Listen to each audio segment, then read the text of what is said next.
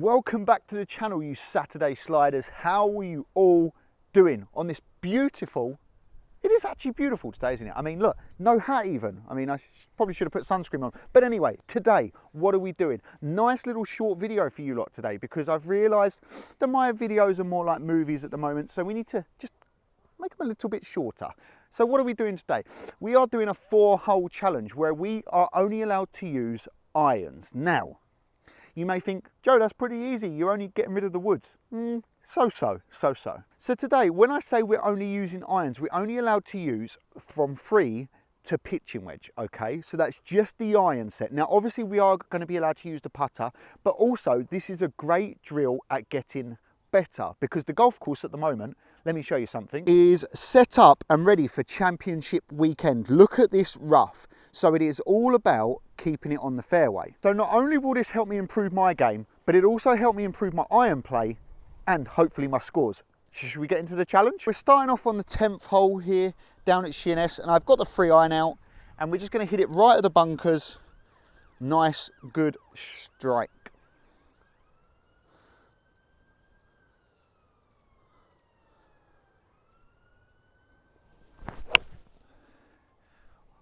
It's pretty good. Might actually catch the bunkers. Yeah, perfect. It's actually nowhere near the bunkers. So maybe I didn't catch it as good as I thought I did. Well, I thought I did. Maybe not. It is actually such a good day for golf today. It is a little bit windy, so you may hear some wind pick up on the microphones.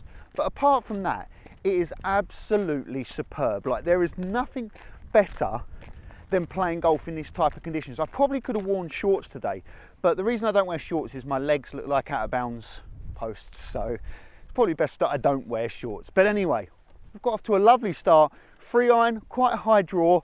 To be fair, I thought I'd reach the bunkers, but maybe I just don't have the length anymore. So we've arrived at the ball, and this is the shot we're looking at now.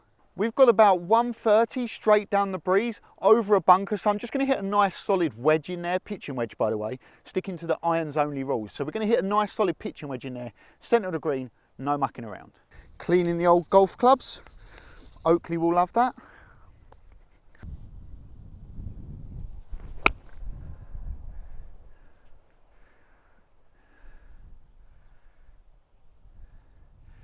I mean, it's centre of the green. Probably pin eye, but wasn't really that great. Jeez, I mean, what the hell was up with that shot? It felt so weird. It almost felt like, dare I say it on camera, dare I say it, it almost felt like the dreaded shank. It sounded like it too, right? I don't know if you picked it up on the microphone, but it sounded pretty like the clicky sound. But either way, it's pin eye. We've got a good, relatively good chance for birdie. So let's try and roll it in, right? Let's try and roll the rock, get the birdie on the first, all right? Well, the 10th, the first, it's all the same, yeah? I mean, look, let's have a little look at this, right? We've hit a relatively sensible shot. We've made it to the top tier, and now we've got a sensible chance at birdie. So we're gonna go straight to the center of the, well, actually right edge of the hole to start with, because it does go right to left and then left to right, but I kind of just want to make sure we get the start sorted first. Here we go.